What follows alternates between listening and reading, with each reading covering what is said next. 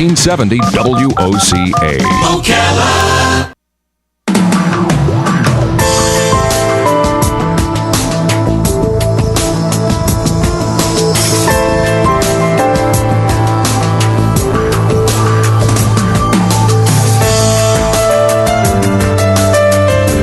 All right, 5 minutes after 10 o'clock. Thank you for tuning in. I'm going to tell you a memory. I'm going to tell you a little bit about radio. And then I want to tell you a memory. One of the things about radio is that radio stations sometimes try to, put on a show, okay? And so when you work for a little radio station and it is an affiliate of a big network, sometimes that little radio station likes to make themselves look like they are that network, that big thing. So Robin and I were working at WTMC, which was a beautiful little station. In fact, it has a great Ocala history. It's gone. It's no longer in existence. I think the call letters are still out there if anybody wants to buy them, but and it meant welcome to Marion County is Yes. what it meant. Okay, so anyway, in the years Robin and I were there, it was purchased by a guy, and he had an idea. It was a good idea. He wanted to have a travel center on 200, and the station was a CNN headline news affiliate. Well, man, they just used that until it was dead. It's like we had CNN on everything, like we were CNN. And so they put this big, gigantic dish antenna on the roof of a little strip mall over here on 200, not too far from the Big and Tall Man shop, right outside of Chuck E. Cheese's. Yeah. Mm-hmm. But it's, you know that one right there. I don't even know what's there right now. Is it a phone shop or something? But anyway, and then they put this big sign, CNN. And I'm thinking, okay, we're going to sell tickets to the attractions at a $3 discount. Big $3. Sorry if you're listening and you were my boss, but it was a good idea. But anyway, so in walks a gentleman who's now in the studio, and he sees this CNN, and he says, "This is an opportunity for me. I'm a meteorologist." He's with the Air Force. He's got this Lieutenant Colonel. Lieutenant Colonel has got this amazing background in meteorology, and obviously a very smart guy. And he meets with me, and he's asking me about this, and I have to say, it's not what it looks like. We're not really CNN. And so we developed this friendship, and gosh, you've left such a great taste in our mouth. And that's a funny way to say that. But Ken Nash is here, and Ken, it's so good to see you again. Ken is a meteorologist, the director of... You were with the Discovery Science Center for a while, but now you're with the Gulf Archaeology Research Institute, and we're here to talk about Fort King, which is kind of cool because I don't know anything about Fort King other than Robin has told me her mom went over there to check it out. She goes over there a few times with docent tours. She went over there that day to sketch. Yeah, we have. And boy, she loves it there. We have a road called Fort King Avenue. Right? That's all I know. Fort King Street. Fort King Street, thank you. And that's all I know. We have a road. I don't know anything else about it. Ken Nash, good to see you. Thank you for coming in. Good morning. Well, thank you, Larry. Good to see you. And apparently I need to improve your education today, and we can start you on the road to recovery to learn about your city's history. Yes. Okay. So Fort King, not Fort McCoy, Fort King. Right. But there was a Fort McCoy too, right? There is a Fort McCoy. But I mean, that was an actual fort. Is what I know. There's a city. Mm-hmm. Right. There are a number of forts built in territorial Florida after the Florida was gotten from Spain in 1821, and a number of forts were built in the territory as a way to buffer the Seminole tribes and the white settlers that were pouring in from the north. So there was quite a bit of a conflict early on, as you might imagine, when one territory goes from Spain to the U.S. So I've always wondered, let's start with Fort King, obviously. Right. Fort King was a fort. Yes. Made out of what? Whatever the available lumber was. Oh, it was wood, okay. Yes, it was wood. It was made from the local pines. Part of the story and the history is that, the U.S. military, whatever the mission is, they go out and do it. There's always plans, as there were for this particular fort, and they had some materials from the headquarters at Fort Brooke down near Tampa. But if you can just imagine that you're kind of in this wilderness and frontier, you come up to Fort King, or this location, and your objective is to build a fort with the available materials that you have. So they pretty much had to lop every tree off that you could see and make the palisade walls out of, make buildings out of. And use their ingenuity and their skills to erect this fort. Is any of it left right now? Is there any of it left? Yes, part of the story that I'm really going to tell you today is that there are actually 2 forts there, and there are many stories behind that. The first fort was burned by the Seminole when it was evacuated, and then the second fort was erected about a year later. And after the Seminoles were pushed farther south, and a peace was sort of declared, then the second fort, believe it or not, was pretty much taken down by hand. Pieces of it were sold to make the first buildings in Ocala. So Wow. above ground, really? there wasn't anything left. But below ground, which is where we've been working, the remains of the fort and all the disturbances and things since then are kind of all mixed together. Right. We've been able to... So I want to ask you something. One of the things that I've been accused of is being an apologist. And I'm not being an apologist. I just feel bad. When you go to Silver Springs and you see that statue of Osceola, and basically at the base of it, it says he and all of the Native Americans that he represented were forced to move to Oklahoma. They were forced to move out of here and go to Oklahoma. That feels like we were white people were the bad guys. I'm not being an apologist, but this is, and my family wasn't here yet, as far as I know. But isn't this the true history? Isn't that part of what we did? Well, part of dealing with one's heritage is that it's a shared heritage, both those that we that are living today as well as our ancestors and those, Right. just like you, I'm sure in your family, like I in my family, I have a number of relatives that probably I wouldn't be friends with had I known them in real life, and vice versa. But the true story is that it is both fascinating, it is disappointing at times, and it's chilling to That's read the true. accounts. Yeah. It's part of. Yeah, but it's not apologizing, I don't think. I think it's just looking at it for what it is and saying, look, in my own life, I've made mistakes. In my own life, I said, okay, I can't do that anymore. That wasn't good. So what about in our collective lives? Okay, we did that. I mean, Germany must be saying this. We kind of screwed up. We need to never do that again, right? Yes, I would say that probably part of our focus is to provide at least a current day understanding of all of the forces that were in play in the past. Yeah. To understand as best we can through archaeology and the social sciences as well as the physical sciences, not just what was there at the fort, but to remember that it was a place where mainly immigrant soldiers were the grunts of the day. Oh, really? Brand new officers out of West Point trained in the latest European tactics were thrust down here on the frontier. Oh, really? Yes, and then Where would they be from originally? England or Spain or? Well, most of them were, by that time, we will call them Americans, but many of the instructors at West Point early on in our nation's history were, if they weren't Europeans, they were trained in the European arts. And so part of, it isn't unlike our experience in Vietnam and even in Iraq, Afghanistan today, is that the warfighting skills that were taught to the officers at West Point really didn't, when they got here, they really didn't apply. And so part of the sad story of... Because why? Why didn't they apply? Because they were instructed and used the tactics that would apply to a battlefield like, Waterloo. Oh, I see. So huge armies against huge armies. So the fighting tactics of their perceived enemies, which would be the Native Americans, was not anything like what they were fighting in Europe, right? Exactly. And so the story or the stories has a lot to do with how primarily young men were thrust into the frontier.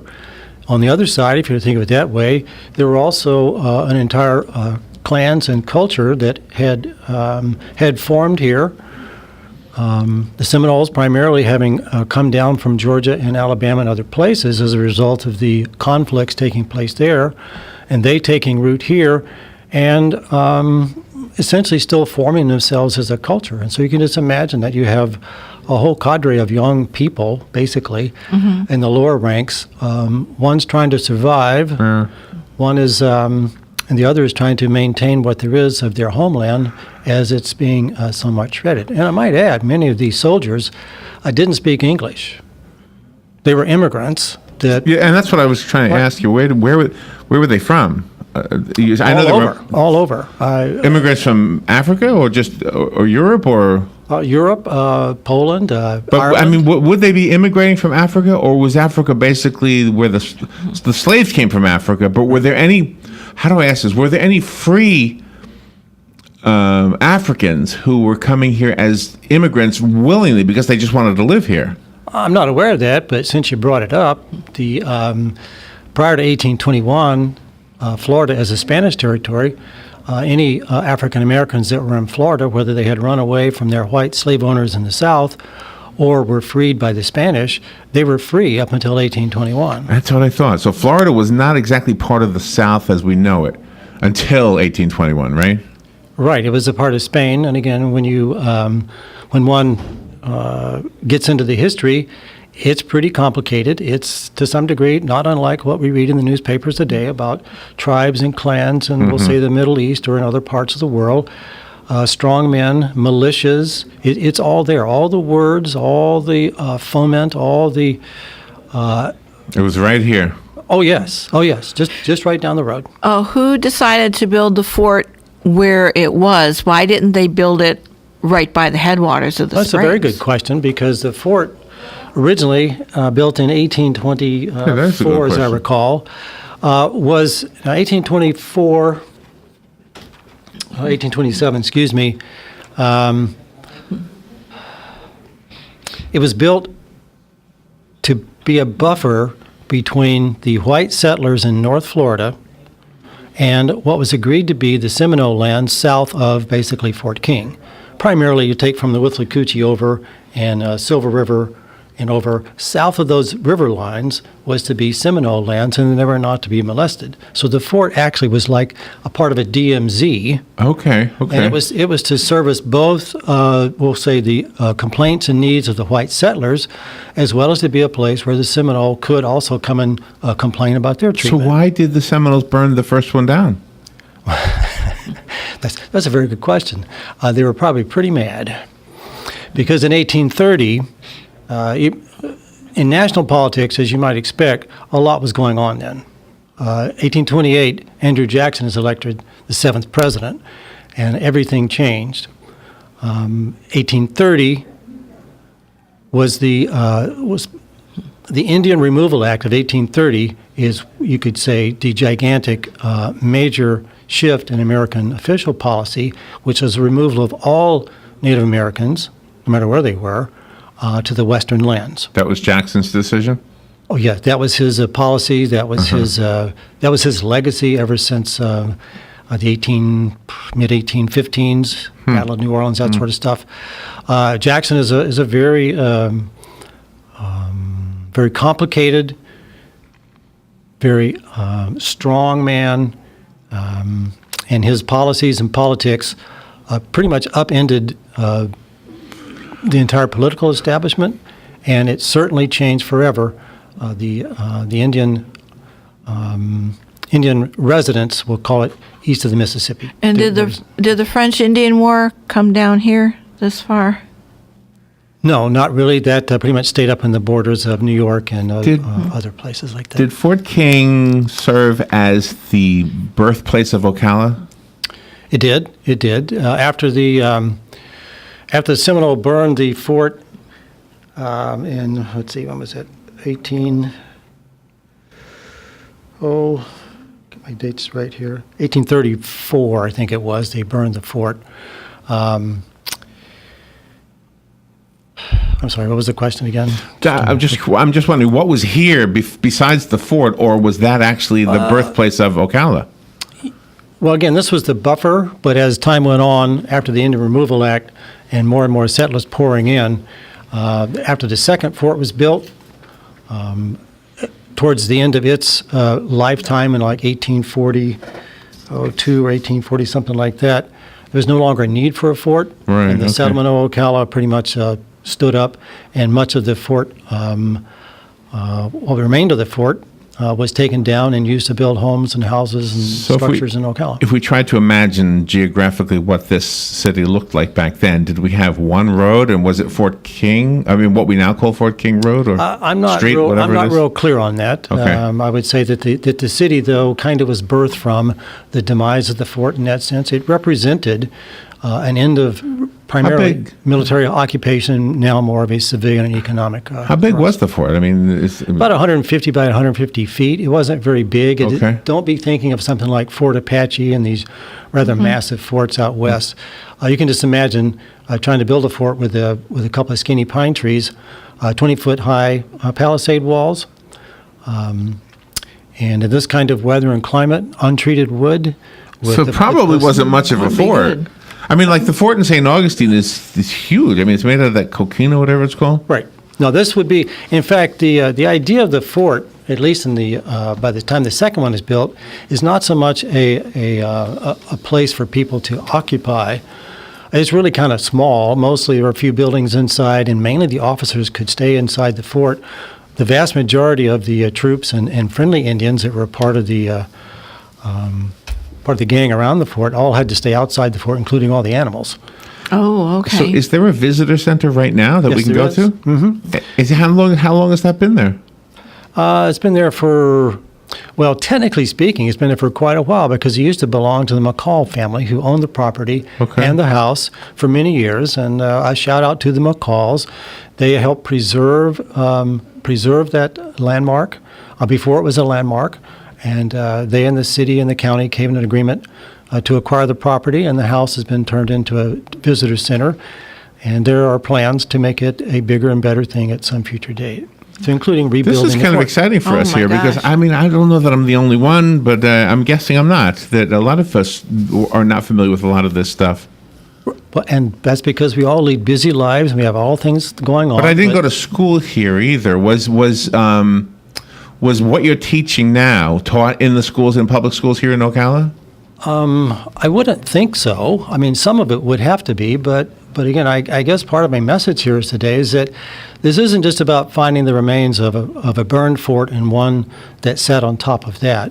It's telling a more organic story of the lives, some of which ended violently over there, the fortunes and the difficulties of frontier life at that time that reflected the policies of the United States government and the desires of the Seminole to remain in what they considered their homelands. Larry and I had visited the Dade battlefield, and there was a sign there that said, "To Fort King." Yes. Yes. That was amazing. You may recall earlier in our conversation, I mentioned that kind of the headquarters of the Army presence in the territorial Florida was at Fort Brooke near Tampa. And so there's a road called the Fort King Road. It's actually a very famous road. If you Google that, you will find that that particular road has an exciting history and was the way to get supplies up to here. Is it still there? Parts of it are. Do we call it something else, like State Road, whatever, or something? That's a good point. I can't remember, but it goes through several different towns. And back in the 60s, a gentleman by the name of Frank Laumer, who is the president of the Seminole War Foundation in Dade City, which our group also works with, and they have also supported the work here. He walked that and made a whole report, and Oh, it was my. quite the affair. So again, you can Google Fort King Road. Oh, I gotta see that. I have some phone calls coming in. Do you Oh, want to right. take some calls? If you put your headset Sure. on, you should be able to hear them. Just make sure you can hear me first. Can you hear me through the headset? I can. Okay. Good morning. Thank you for calling and for waiting. You're on the air with Ken Nash. Good morning. When you talked about them restoring or doing the fort there, I think I saw something in the paper where you can buy a log for a certain figure to help build this thing. Can you tell me a little about that? Only that the city and the county, which jointly own portions of the property over there, are raising money to rebuild the fort. We've just completed the archaeology of where the next fort will be able to stand, and they are selling logs to help raise money for that. I do have a phone number for you. It's over at the park. The visitor center is not always manned, but you can leave a message, and the number is area code 352-368 368-5535. And the volunteer... Go ahead. Yeah, 368-5535, the volunteer organization that the city and county partners with, called the Fort King Heritage Association, the FKHA. They're the volunteer group of local citizens who are spearheading this effort and would be most happy to receive your phone call. I wonder why we have other phone calls. And why did we wait so long to do this? It was a money thing, or did... I don't know. Perhaps you're enthralled with the politics of late. Good morning. You're on the air with Ken Nash. Good morning, Mr. Nash. Hey. I believe at that time, the majority of any kind of travel through Florida was via the rivers and the waterways. There was one article that I remember distinctly about President Grant came down. He came to Silver Springs via a steamboat. Somehow or the other was able to manage coming down to St. John's over to the Silver River somehow or the other. But, when you look at the photograph, you wonder how they ever made it. But it showed the steamboat that he traveled on. And I guess he was over at Silver Springs and eventually made it somewhere near Ocala. But at that time, travel was not very easy in Florida. No, not at all. Of the not at all. terrain. Right, because the river you're talking about, as you might recall, actually flows north. And the other river really in this part of Florida to our west is the Withlacoochee, which also flows north, which means in the center part of the state there aren't really any rivers. Mm-hmm. So overland travel was the primary mode, and it was both dangerous and fraught with difficulties, as you might expect. So yeah, part of the reason Florida was kind of a late comer was there weren't really any rivers to navigate to get into the interior. Well, my mom loves it over there because she goes and you guys have programs over there. She talks to the docents. You had the art program over there. And she said that's just such a wonderful place to be for our history. Right, and there's also a number of well-marked trails over there. Mm-hmm. Even though the visitor center may not be open all the time, the trails are open each day, I believe, from sun up till about sunset, or something close to that. So it's a great place to go. And there are kiosks, and there are some of those I'm gotta get over phone there. deals that you can stop and dial a number, and it'll tell you what's going on there. So yes, you need to go, Larry. That is cool. We're going to go. Why is the amount of land so huge compared to the size of the fort? The fort you said was relatively small. Isn't it thousands of acres of land? For the park? Yeah. Oh, no, it's not thousands? No, it's only about 30, maybe 40 acres. Oh, okay. Why did I think it was thousands? Okay. I don't know, but the city and apparently you need to get out more later. So I can see. Yeah, we're in the zone. Okay, but still 30 acres. Okay, that's still rather large compared to what you said. Well, because I believe the city and the county can speak to this much better than I, but I believe your civic leaders are forward thinking in that you would like the park to be a place you can go, a destination that you can do more things than just walk through the fort. Right. And also at some future date when you have more traffic over there with a rebuilt fort, perhaps buses and stuff like that, you need a place to handle the volume of folks. So I think the city and the county are making great progress in bringing history to the residents and visitors. And what is your job over there? You're the director of the whole thing? No. I'm in Gulf Archaeology. I'm the director of physical sciences and climatology. Oh, okay. Okay. The city and the county own the property, and right now we're just the Archaeology Institute that I'm with. We've done the archaeology both in 94, 99. 2004 or 8, I believe. What did you find? Excuse me? What did you find when they did? Oh, all kinds of things. Everything from the McCall's old toys to, really, seriously, to some just fascinating finds. Inside the visitor center, there are some of our work is displayed there and the artifacts. Gosh. All right. So this is really just beginning, and I think you're going to enjoy it. Ken, I'm sorry we're out of time, but that was so fascinating. Ken Nash, thank you. The website is gulfarchaeology.org. Is that right? That's correct. And the fort is just right down Fort King. Go to the fort and see it. It's Right. what are the hours? All the time? I believe it's sunrise to sunset as far as the park itself. The visitor center, manned by volunteers, it's a little different. But just go to your city or county website, and it'll work. Thank you so much. That was awesome. We'll be right back. All right. Fox News Radio, I'm Lillian Wu. Confirmation hearings today for 3 of the president-elect's cabinet choices. Retired General James Mattis for defense.